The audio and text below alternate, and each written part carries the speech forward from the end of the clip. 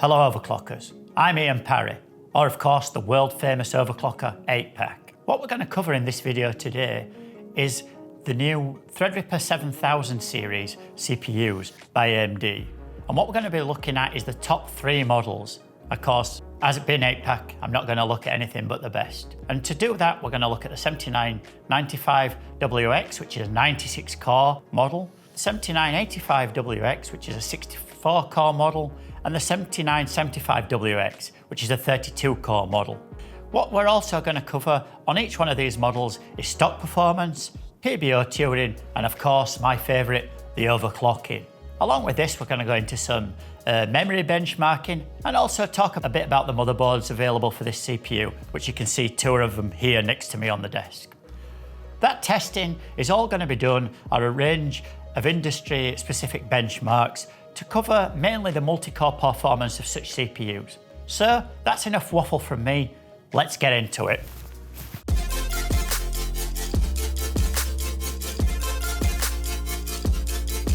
So let's quickly talk about who these CPUs are aimed at, or what market sector they're aimed at.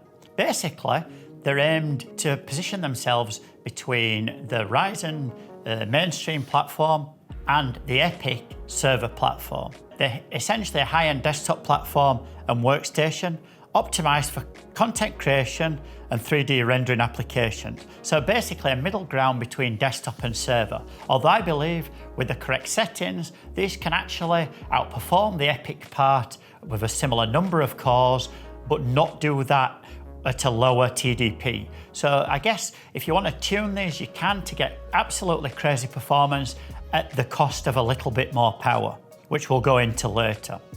These CPUs, of course, because of the amount of cores that they've got on them, even though each core is incredibly efficient and incredibly performant, you cannot push those cores as high as you can on a mainstream platform in terms of clock speed. So they're not as suitable for gaming as they would be for multi-core workloads like simulation, rendering, and such things as this, maybe some AI application and so on and so on.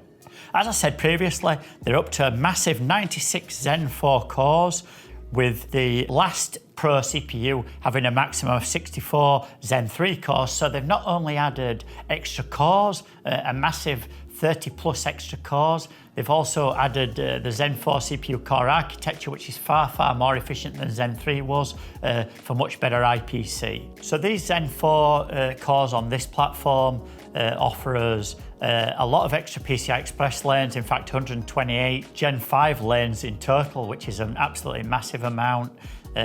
Obviously those allow you to install the latest NVMe drives and get the full speed out of them, and obviously the latest GPUs with no problems. This platform also supports RDIMM DDR5. The last platform was a DDR4 based platform, and it supports octo channel at up to 5200 megahertz, which is again a massive bandwidth increase from the previous platform. And finally, I guess, which is very important for simulation, software such as Abacus, OptiStruct, MATLAB, all these kind of things. These CPUs and platform are now supporting AVX512 instruction sets, which is very efficient in this kind of simulation work. So now we've covered who are these CPUs for, we'll go into a little bit about the motherboards. Now these motherboards all have socket TR5, which has the same mounting holes as far as coolers go to all the previous Threadripper generations. So the Threadripper 5 and the Threadripper 3 series have the same mounting holes. So if you've got a cooler or a water block for those previous generation motherboards or platforms, those will work. Although I would say that the absolute minimum, even for a 32 core here, is a 360mm AIO. That's the absolute minimum. And for anything over 32 cores, I would personally be looking at a custom water cooler. With this platform launch, AMD have launched 2 series of chipset. We've got WRX90, which are not available, the motherboards, until December this year, and I believe we won't have stock of those till January, so I haven't been able to test those yet. Now those WRX 90 boards basically offer everything that the WX CPUs offer. So they offer more lanes than the TRX 50, and they offer full octo-channel memory support, which is not available on the TRX 50. Now the TRX 50 chipset, which is the lower chipset, I've tested all the boards that will be available at launch on that. And we have two examples here, the Asus on my right and the ASRock on my left. These are actually two of my favourite boards so far from testing on the platform. What these offer is full overclocking support, full PBO2 tuning support, but only quad channel memory and essentially half the lanes of what the WRX 90 boards offer. But these boards are, I guess, segmented at a little bit lower price point. And to be honest, when I was testing these CPUs, I have to say, even on this chipset of motherboard, the performance was off the scale amazing, both in terms of performance per watt and actually overall performance. And like I say, these boards I really did like, and I'll be using these boards in 8-pack bundles, which we'll make available fairly soon. And also in my flagship builds, we'll have a brand new Supernova coming in 2 to 3 months time. But if anyone wants the current Supernova with up to 96 cores, that's also available from launch, and please do get in contact with sales. What I will say that is important about these motherboards, especially if you're overclocking, is the cooling on the VRM section, because 96 cores overclocked to like 4.5, 4.6, 4.7 is pulling well over 900 watts, sometimes peaking at 1000 watts. So you are in danger of the VRM drop on the CPU if you're not careful. And I have to say, these two boards did not have that problem, and that is really why I like them so much. Obviously, this platform is more a workstation high-end desktop board, so the aesthetic is not particularly important, I would suggest, but the boards are by no means ugly. Obviously, you've got this monochrome design on both, which I also like. The only thing I have to say that maybe is slightly disappointing from my own personal viewpoint on all the motherboards in TRX 50 that I've tried so far is the fact that they have no BMC or IPMI built into the boards, which allows for remote BIOS access if you want to mount these in a server. I know the Asus board here on my right does offer the option of an add-in IPMI card, but I haven't managed to test that yet. So I cannot verify how that is working. But I have tested that IPMI card, I have to say, on other platforms, and it has worked fine, so I wouldn't really have any concerns there. Finally, on this platform then, we'll just touch a little bit on the memory. In terms of capacities, I tried up to 4x96 gig DIMMs, so a total of 384 gig on both of these boards, and indeed all the boards. And on the initial release BIOS, even that high capacity was working. Now, I suppose it's also prudent to point out at this stage, on all these TRX 50 boards, you've only got 4 memory slots, and each one must be filled to reach quad channel. There's no like 2 DIMMs per channel, it's only a 1 DIMM per channel configuration. And I guess AMD have done this extra, if you like, slight limitation to keep the cost of the boards down on this particular segment of the market, but also to certainly distinguish a bit more from the WRX 90, which will have, you know, the full octo channel experience. As far as memory speeds go, I only managed to test up to 5200 on the 384 gigabyte capacity, and indeed lower than, simply because of stock of memory that we had in here. At Overclockers and RDIMM currently not being that popular a platform, but of course, as these boards mature and as RDIMM moves up, if you like, I'm sure 6000 plus megahertz memory speeds will be possible. And I have seen and actually used on other platforms RDIMMs at 6000 megahertz without any issue. Obviously, from my point of view, it's great that 384 gig of memory is working out of the box, first run, no problems, everything's just working. So thus far, we've covered who the CPU is suitable for, and a bit about the motherboards and the platform. Now let's go on to the most boring bit, stock performance. So let's first, I guess, under stock performance, cover how did I do my testing. Well, Basically, I obviously mounted the CPU, and the cooling I used was the Nexus water block here across all the motherboards that I was testing with. Then that was attached via a Nexus pump to either 360mm radiator for the 32 core or 480mm radiator for all the other CPUs, obviously just because of the heat output when you're overclocking. On Zen 4, obviously, generational IPC performance improvements also lead to more power efficiency. And all these CPUs I found at stock had very low power consumption, sticking strictly to the 350 watt power cap that AMD have stated in their spec. Which obviously, with 96 cores, is an amazing amount of efficient performance per watt, if you like. In terms of the OS that I had installed, it was the absolute latest Windows 11. If you think you're going to plug and play an old Windows 11 install, especially with 96 cores, that's certainly not going to work. I mean, I tried that initially, my test NVMe drive that I've been using for numerous videos here. I tried that and it's not even loading. So I had to load a brand new image from Microsoft and start completely afresh. But once I did that, everything was working great. All 96 cores were scaling with performance. In terms of the GPUs, I used an Asus Strix 4090, and obviously everything was on the absolute latest drivers with the latest Windows updates. And finally, I guess it's important to mention at this point that the memory capacity I was using for testing was actually 384 gigs. So I didn't mess about. I went straight for the top capacity, as obviously I believe this platform really is the high-end desktop, and people rendering or doing simulation may well want 384 gig, and I believe that'll be popular for us here at Overclockers. There we've discussed what system I was using to test, so let's move on to actual performance. Well, a bit about cooling first, I suppose. So these CPUs at stock were very, very reasonable to keep cool, I have to say, with the 96 core at 350 watts, maxing out at 63 degrees C on multi-core loads. The 64 core with all 128 threads enabled, maxing out at 60 degrees C, again a great temperature. And the 32 core was maxing out at about 70 degrees C, again a great temperature with a huge amount of cooling overhead there to take advantage of, which is what we'll do with the PBO2 and with the overclocking a little bit later in the video.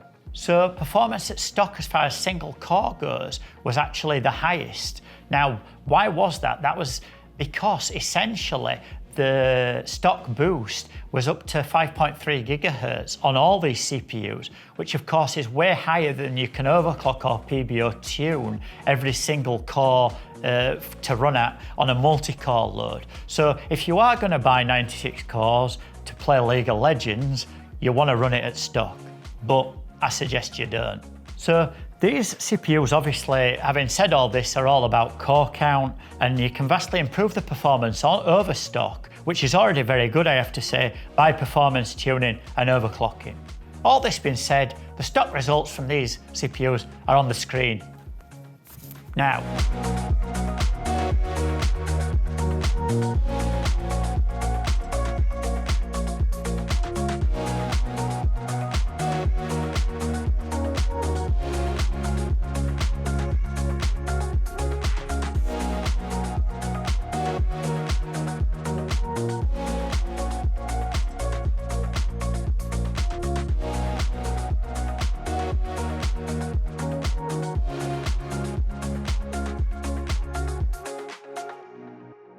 Now we've covered stock performance, let's have a look at the results when we're using PBO2 tuning.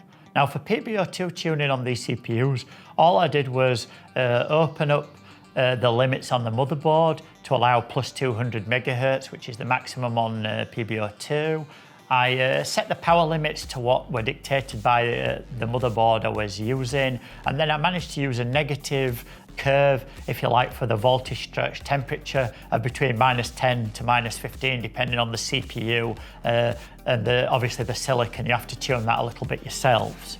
Again, I ran my standard set of benchmarks, which I did for stock. So that was like Cinebench R23, Cinebench 2024, some Blender, some VRAY, some Corona, and other such multi-core loads.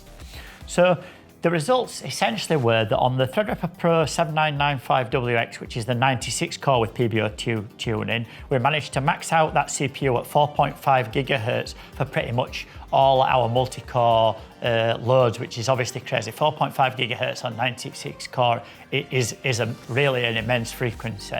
This resulted in 968 watts of power draw, which was 175% higher than we found at stock.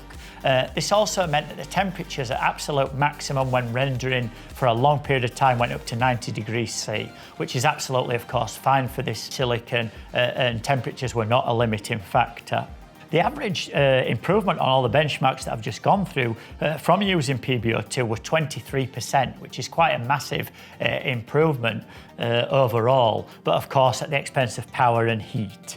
On the 64-core CPU, we now found that we had an 820 watt power expenditure, which was a 134% increase in power draw over stock. This gave us a maximum temperature of 91 C again, which is totally fine, and the platform and CPUs ran absolutely solidly for all my testing, even extended rendering. This PBO2 tuning increased the performance on this particular 64-core CPU by 12%. Again, a great improvement over stock if you're willing to take the hit in power draw, but of course the CPU performance is there if you want to use it. Finally, on the 32-core, we moved up from 350 watts to 475 watts, which was a 36% increase in power draw, and the maximum temperature we saw then for extensive rendering was 87 degrees C. Again, totally fine. This improved our benchmarks overall by around 4 to 5%, which I guess is, I suppose, a lower result here. So maybe on the 32 core, you want to consider how much single core stuff you're doing versus multi-core, and whether that trade-off for PBO2 is worth it in your working environment. I would suggest for things like AVX 512, etc., and something that you're going to run for hours and hours or days, even 5% is quite a bit.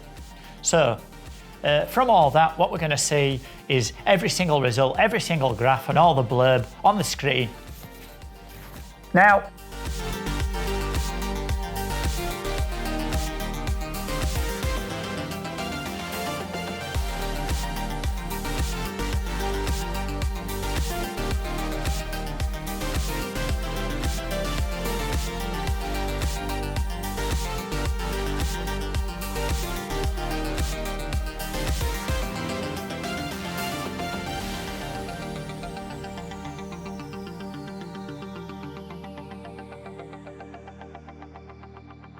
Having discussed about PBO2 and going through the results, now let's discuss about manual overclocking. Now, what did I do for manual overclocking? To keep it really basic, I just essentially unlocked all the power settings on the motherboard. I used a medium level of load line calibration, obviously unlocking all the VRM power limits, and then I simply set multipliers and set CPU V-core voltages, testing somewhere between like 1.15 volts and 1.25 volts as an absolute maximum. And what I noted here was on all the CPUs we could reduce power consumption while getting a higher frequency that remains stable, which in my view was a great result for manual overclocking, which I really liked. Now, what were the individual results on this? The Threadripper Pro 96 core, we could overclock all the way now up to 4.75 gigahertz at 889 watts peak power usage. This resulted in a top temperature for that CPU of around 91 degrees C. And that CPU then had 28% more improvement over stock performance in terms of all our benchmarks. And it also offered a 5% improvement over PBO2 performance. at a reduction of 8% of power draw. So that's a great overall result. Like I said, 28% over stock performance is certainly not to be sniffed at. And when you're comparing the two, manual overclocking to the PBO2, we saved also 8% of power, which is also excellent, and thumbs up for manual overclocking here. On the 64 core part, we're able to manual overclock this to a massive 5 gigahertz, which I thought was absolutely insane on a 64 core part. This resulted in a power draw of 660 watts as a peak and a maximum temperature of 87 degrees C, again well within parameters, and all this manual overclocking stuff I was again testing with hours and hours of rendering, hours and hours of simulation, so absolutely 24/7 stable. What this resulted in, essentially this 5 gigahertz overclock, was a 15% improvement over stock performance, with a 4% improvement over the PBO2 performance results that we showed earlier on our benchmarks, and all the while saving us 18% of power draw, which again, absolutely well worth having. You know, an extra 4% over PBO for 18% less power draw is a complete win-win situation. Right, finally, the 32 core unit. This one could overclock to a massive 5.2 gigahertz, which again, for 32 cores is a crazy frequency, and it's never been seen before on any high-end desktop platform. And I'm really pleased with what AMD have done with these units in that sense. That resulted in a 465 watt power draw as a maximum, running things like Blender or VRAY, these kind of benchmarks. The 7975WX had a maximum temperature, whilst running all these benchmarks for hours on end, of 85 degrees C, again well within tolerances, especially for the kind of watts that it's putting out and the kind of frequency. That's again a great result. And AMD have obviously worked very hard on the IHS and the contact with the individual CCDs. I mean, I did also notice that the spread with the Nexus block here on the CCDs is very, very small. The temperatures of each CCD was within 2.5 to 3 degrees, which again, great work to AMD for consistency there. This 5.2 gigahertz overclock on the 32 core part offered a 6% increase now over stock performance, and a 4% increase at least over PBO2 tuning, with 2% less power draw than PBO2. And I suggest really that this is definitely the middle ground for 32 core, you know, if you do want to overclock. And in fact, I would actually suggest that not the middle ground. I'd suggest for the 64 core and the 96 core part that manual overclocking is absolutely the way to go, because it gives you more frequency, less temperature and less power draw for absolutely the same stability and running through all your benchmarks. So I guess what we'll have now is the conclusion of all those results on the screen at this second now.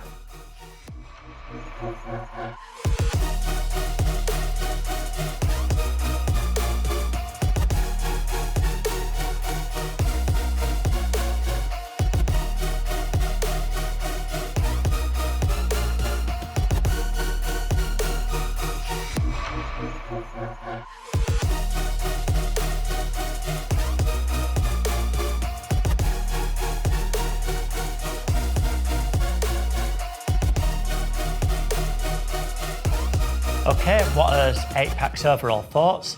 Actually, I really think that these are absolutely friggin' awesome CPUs. They offer really great performance at stock, great performance per watt at stock. They need less cooling than previous generations in terms of stock performance. And obviously the efficiency at stock is great.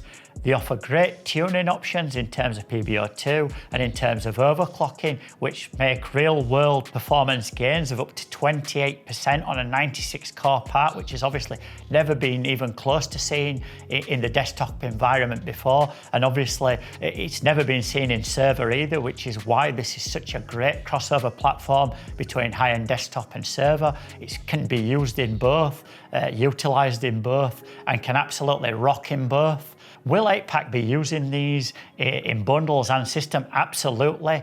Anyone who's coming to me for anything using multi-core. I'll be really promoting this platform and these CPUs just because of everything I've highlighted in this video. Awesome to cool, great power efficiency, great tuning options, which obviously I really love.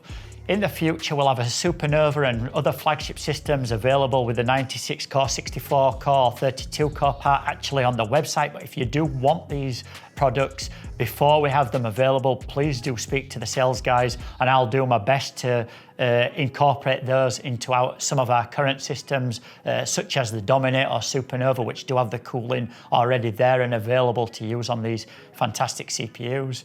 Also in the future, we're going to have 8-pack upgrade bundles across a variety of motherboards, a variety of memory configurations, and of course, all the way up to 96 core on the CPU count, and even 384 gigabytes plus of memory. So, as always, don't like the video, don't subscribe to our channel, and don't check out any of my socials. But do check out the size of my guns.